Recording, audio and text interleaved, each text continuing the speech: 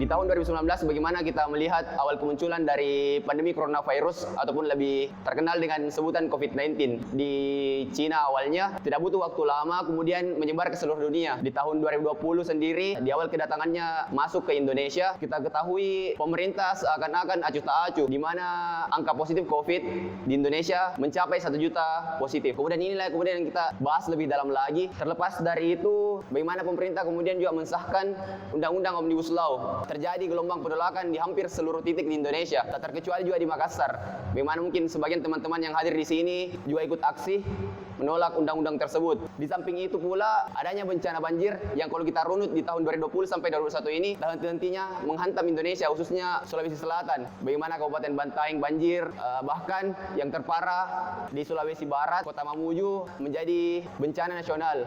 Itulah mungkin sedikit pengantar. Pertanyaan pertama mungkin terkait bagaimana sebenarnya kebijakan yang telah dikeluarkan pemerintah dalam menangani pandemi COVID-19 ini. Serahkan kepada narasumber untuk menjelaskannya lebih lanjut. Ya, terima kasih banyak. Assalamualaikum warahmatullahi wabarakatuh. Waalaikumsalam warahmatullahi wabarakatuh. Salam lestari. Salam lestari. Baiklah, jika pertanyaannya adalah kita berbicara tentang kebijakan pemerintah dalam menangani pandemi COVID-19, tentunya pada malam hari ini saya tidak hendak berbicara dalam konteks yang teknis tentunya. Jadi karena kemudian saya akademisi dengan background dan latar belakang sebagai seorang sarjana hukum, maka izinkan saya untuk berbicara dalam konteks yang lebih khusus di ranah kebijakan yang bertaut dengan persoalan-persoalan hukum. Jika kita melihat secara bijak persoalan COVID-19 dan kemudian kita merujuk kepada kebijakan apa sih yang telah diambil oleh pemerintah, maka sebenarnya persoalan mendasar hari ini bagaimana kita bisa survive di tengah-tengah COVID-19 ini. Sehingga menurut hemat kami yang paling terpenting adalah kebijakan tentang vaksinasi ya. Jadi kebijakan tentang vaksinasi yang saat ini sementara terus digalakkan oleh pemerintah dan seluruh entitas ini seharusnya bisa dilaksanakan lebih dalam lagi dalam konteks bisa menyentuh seluruh lapisan masyarakat seperti itu. Nah, ini memang yang akan menjadi sebuah pertanyaan sebenarnya karena di satu sisi kita berbicara tentang kebutuhan kita akan bisa tidaknya kita survive di tengah pandemi ini. Di sisi lain kemudian kita dihadapkan pada gagasan ataupun kemudian kondisi di mana seluruh warga negara kita harusnya divaksinasi. Dan saat ini kemudian kita berada di lapisan atau di layer kebijakan kedua khusus vaksinasi karena kemudian sudah merujuk ke anak-anak dan orang tua ya, karena di level yang dewasa saya pikir sudah jalan, tetapi di level anak-anak dan orang tua ini kan juga masih berjalan ya, masih dalam proses. Nah, ini kemudian yang akan menjadi sebuah pertanyaan sebenarnya, apakah kebijakan untuk melakukan vaksinasi di seluruh lapisan usia ini kemudian akan membentuk kita atau mengarahkan kita pada sebuah herd immunity yang kita harapkan sebenarnya seperti itu. Jadi herd immunity masyarakat yang dengan sendirinya kebal terhadap si COVID-19 ini memang kita berharap dari sisi vaksinasi. Itu komen kami yang pertama. Komen yang kedua adalah, menurut saya tadi sudah disampaikan oleh moderator, ketika kita bicara tentang kebijakan pemerintah dengan berbagai pengistilahan yang muncullah PSBB, PPKM dan lain sebagainya. Seolah-olah dari awal memang kita tidak punya desain yang pakem untuk menggunakan pengistilahan apa yang tepat untuk kita lakukan. Jadi dari sisi nomenklaturnya sendiri kemudian lumayan membingungkan di setiap periodisasi dari kebijakan yang dilahirkan oleh pemerintah. Sampai hari ini kemudian ketika kita mulai mengadopsi PPKM 1, 2, 3, 4 dan seterusnya, dan itu yang kemudian hari ini juga mencoba untuk diadaptasi oleh masyarakat di Indonesia pada umumnya dengan berbagai pengistilahan. Itu yang kedua. Yang ketiga yang menurut saya sebenarnya tidak kalah penting dari sisi pengambilan kebijakan yang dilakukan oleh pemerintah menurut saya adalah tentang PCR ini gitu. Jadi kebijakan untuk melahirkan kewajiban bagi setiap manusia di Indonesia ini yang akan melakukan perjalanan baik darat, laut, dan udara, dan khususnya di udara menggunakan PCR ya, PCR yang hari ini kemudian di kebijakannya untuk sesama yang PPKM 2 misalnya itu kemudian boleh antigen, ya kan? Yang masih PPKM 3 ya harus di swab lagi gitu. Tetapi kemudian belum lagi itu usai, kemudian kita dihadapkan bahwa di periode 24 Desember sampai 1 Januari 2022 itu kan kita harus PPKM 3 ya. Itu artinya bahwa kita harus yang akan melakukan perjalanan itu harus di swab kalau saya tidak salah, di PCR. Kebijakan-kebijakan seperti ini sebenarnya harusnya dalam pandangan saya juga secara ini memandang bahwa seharusnya bisa lebih tegas sebenarnya. Jadi kebijakan-kebijakan seperti ini harusnya bisa lebih tegas karena kita berbicara tentang sesuatu yang berurisan dengan kepentingan publik sebenarnya. Jadi yang kita mau tuju ini kan adalah kepentingan masyarakat, ya. Jadi kita bertuju kepentingan masyarakat. Belum lagi itu usai, kita lagi dihadapkan pada sebuah kondisional di mana ketika kita bicara tentang PCR seolah-olah menjadi sebuah ajang bisnis ya, seperti itu. Jadi sebuah ajang bisnis di mana kemudian kita bicaranya atau kita konteksnya kemudian seolah-olah ini menjadi sebuah pertaruhan dalam tanda petik korporasi misalnya. Nah ini juga kan sebenarnya tidak boleh. Kenapa? Karena kita mengatur tentang kepentingan orang banyak. Kita mengatur tentang manusia. Di satu sisi kita bicara tentang kemirisan kita dengan keadaan perekonomian kita, tapi di sisi lain kemudian orang-orang tertentu mengambil keuntungan dari bisnis yang ada ini. Nah, ini yang kemudian menurut saya penting untuk kita garis bawahi dan kita stressing, khususnya ketika kita bicara tentang kebijakan yang tepat dalam menangani pandemik COVID-19 ini.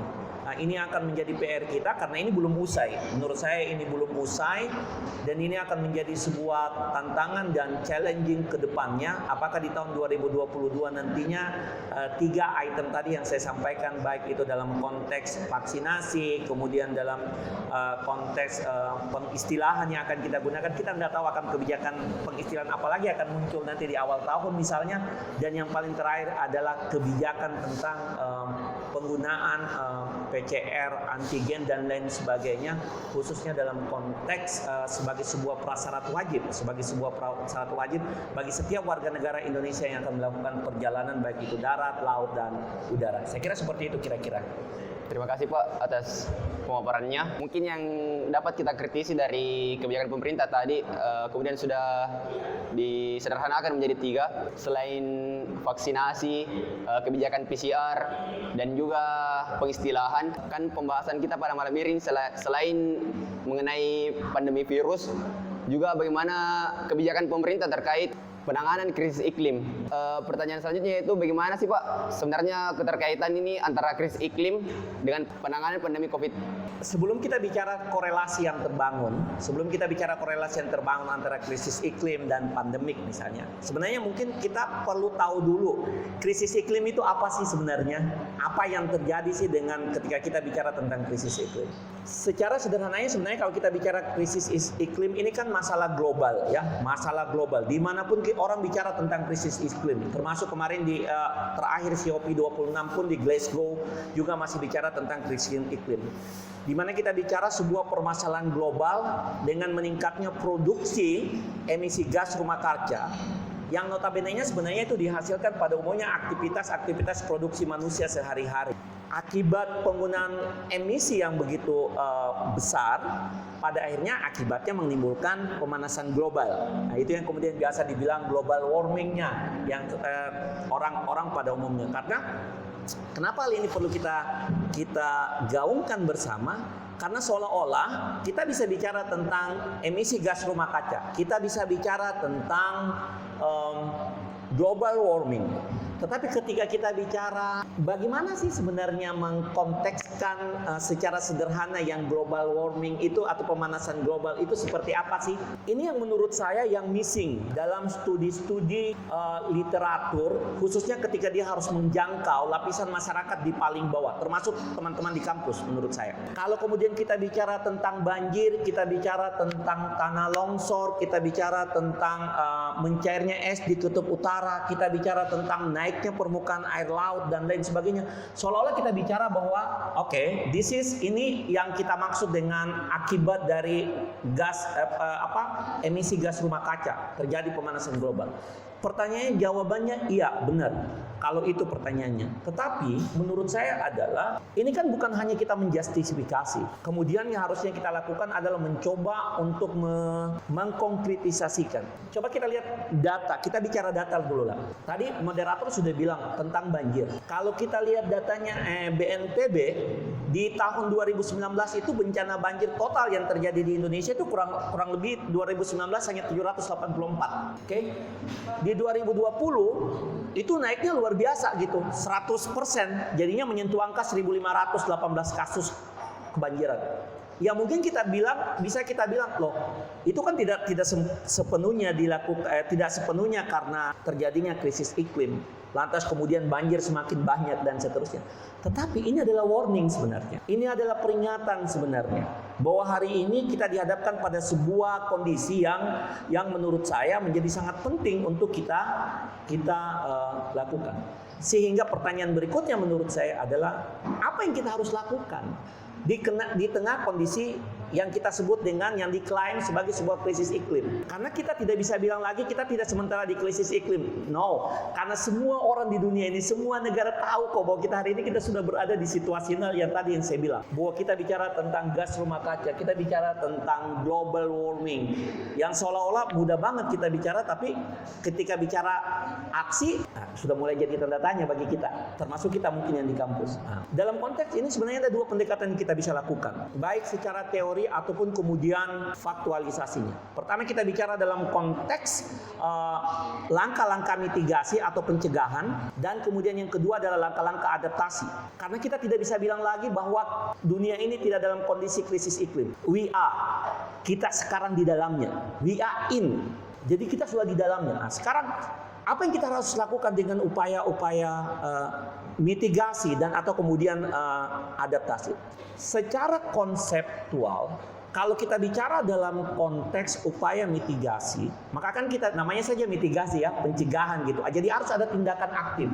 Harus ada tindakan yang teman-teman dari harus ada tindakan dari teman-teman setiap individu untuk melakukan tindakan aktif gitu, untuk mencegah atau paling tidak memperlambat terjadinya perubahan iklim atau pemanasan global. Nah, ini kan yang kita bicara tentang habit dan lain sebagainya, sehingga kita bisa mengurangi dampak perubahan iklim yang terjadi secara global, termasuk di dalamnya menstabilkan konsentrasi volume gas rumah kaca. Karena hari ini kemudian menjadi menarik, khususnya ketika kita sudah mulai masuk di area, kalau saya tidak salah sekarang ada perkembangan tentang pajak karbon ya sekarang haji itu. Nah, itu salah satu tantangan ke depannya. Itu satu dari sisi mitigasi. Dari sisi adaptasi, maka kita dihadapkan pada sebuah situasional di mana kemudian kita harus meningkatkan kemampuan kita untuk menyesuaikan diri, karena tadi kita sudah sepakat bahwa kita di dalam kondisi bahwa kita sudah krisis iklim.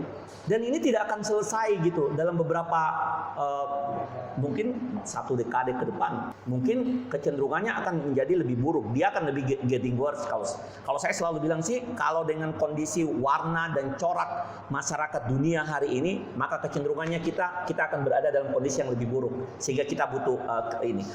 Inilah kemudian yang kondisional yang bisa kita hindarkan, khususnya ketika kita bicara dalam konteks yang lebih real. Kita ambil satu contoh misalnya, kalau teman-teman pernah ikut dalam konteks mengikuti berita dan lain sebagainya, yang case tentang food estate yang beberapa bulan kemarin, food estate-nya di Kalimantan itu yang kemudian pada akhirnya wilayah yang akan dijadikan wilayah tanaman itu yang kemudian terendam banjir. Itu kan nggak mungkin gitu ya. Jadi kalau kita bicara di food estate yang dinilai tujuannya untuk mengantisipasi krisis dan kelangkaan pangan, karena kita bicara dalam konteks ini, maka sebenarnya itu yang diinginkan. Itu kan semua skema yang dibangun oleh pemerintah dalam konteks program pemulihan ekonomi nasional. Tetapi kemudian pertanyaannya adalah ketika program-program food estate itu kalau di Kalimantan, Sumatera khususnya dia berada di kawasan lahan gambut ataupun hutan misalnya. Itu kan menjadi sebuah tantangan dan pertanyaan gitu. Jadi kita mencoba untuk mengorbankan dalam tanda petik gambut dan hutan untuk kemudian kita sulap menjadi food estate konsep yang konteksnya sebenarnya untuk menyediakan ketersediaan pangan. Seperti itu. Itu mungkin yang diwajahkan gitu. Termasuk di dalamnya kalau kita baca di Undang-Undang Cipta Kerja yang bermasalah kemarin kan idenya ketika kita baca turunan PP-nya juga tentang penyelenggaraan lingkungan hidup dan kehutanan kita baca food estate gitu. Jadi dia menjadi sebuah norma wajib. Belum selesai kita diskusikan itu, kita dapat putusan MK. Itu kan juga jadi sebuah pertanyaan gitu. Jadi problematikanya menjadi sebuah kita sibuk nanti akan ribut dengan persoalan konstitusional dan inkonstitusional undang-undang Cipta Kerja. Di satu sisi iklim terus dalam perwajahan yang sangat suram. Krisis iklim terus terjadi. Ini akan menjadi sebuah pertanyaan bagi kita semua dan khususnya di tengah pandemi seperti ini. Maka menurut saya yang harus bisa dibangun sebuah narasi yang baik adalah bagaimana narasi pandemi itu bisa berkesesuaian dengan narasi-narasi lingkungan hidup pada umumnya. Jadi kalau misalnya kita bicara food estate, maka kita harus bicara bahwa narasi food estate itu harus berkolerasi dengan narasi pandemi. Jadi tidak karena kemudian pandemi kita bilang oke, kita butuh ketersediaan pangan, jaminan ketersediaan pangan, tapi lihat kita selesaikan hutan, kemudian kita selesaikan lahan gambut. Apakah itu menyelesaikan masalah? Enggak menyelesaikan masalah dong. Krisis iklimnya semakin parah jadinya. Jadi kita hanya akan menyelesaikan satu persoalan untuk short term, tetapi kemudian kita akan menyisakan persoalan besar untuk long term. Dan jangan berpikir tentang kita yang hidup hari ini. Pikirkan generasi yang akan hidup di berikutnya. Itu satu. Yang kedua, jangan pikirkan bahwa karena kita hidup di Sulawesi, kita hidup di Ambon, kita hidup di Papua, dan itu hanya terjadi di Kalimantan and Sumatera, for example. Tetapi kita harus bicara tentang iklim, itu tidak bicara tentang regional, kita tidak bicara tentang provinsi, tapi kita bicara sebuah kemirisan kehidupan kita hari ini di dunia, dan itu yang kita harus pikirkan ke depannya. Jadi sebenarnya lebih kompleks juga sih, dan menurut saya kalau mau dihubungkan ya semua punya hubungan. Hanya sekarang bagaimana membangun narasinya menjadi narasi yang indah, narasi yang soft, tidak ada yang mesti dirugikan dalam hal ini, dan yang paling terpenting menurut saya adalah lingkungan harus terselamatkan. Kalau kemudian kita berbicara tentang konsep yang akan kita lakukan untuk generasi yang berikutnya. Jadi kalau bicara sustainable development, bicara tentang SDGs, ya Sustainable Development Goal, itu bukan hanya dalam konteks angka-angka 1 sampai 17 misalnya di SDGs, tetapi kita konkretkan. Dan itu menjadi PR kita bersama sebenarnya. PR kita bersama untuk hal-hal yang sangat sederhana. Ya, kira-kira lebih seperti itu. Kalau kita tarik tadi dengan pernyataan yang kemudian telah dibawakan oleh narasumber, bagaimana pemerintah kita khususnya Indonesia tidak bisa mengambil langkah tegas. Kalau kita terpaku pada teori-teori yang ada bahwa kita ini krisis iklim begitu, perlu perubahan yang nyata. Tapi mengapa kemudian pemerintah tidak bisa mengambil langkah yang tegas? Ya, terima kasih. Oke, terima kasih untuk pertanyaannya. Jadi sebenarnya kalau kita bicara dalam konteks NDC, jadi NDC itu Nationally Determined Contribution, itu merupakan dokumen dari setiap negara untuk menunjukkan komitmen terhadap Paris Agreement, ya. Jadi ada komitmen dari setiap negara untuk menurunkan emisi gas rumah kacanya. Kalau kita bicara dalam konteks Indonesia, sebenarnya Indonesia NDC-nya itu sangat menjanjikan sebenarnya. Kalau kita baca, misalnya kita baca komitmen Indonesia hingga tahun 2030, maka Indonesia berkomitmen untuk menurunkan emisinya sampai di level 29% sendiri, dan kemudian 41% dengan bantuan luar negeri, menjadi dunia internasional.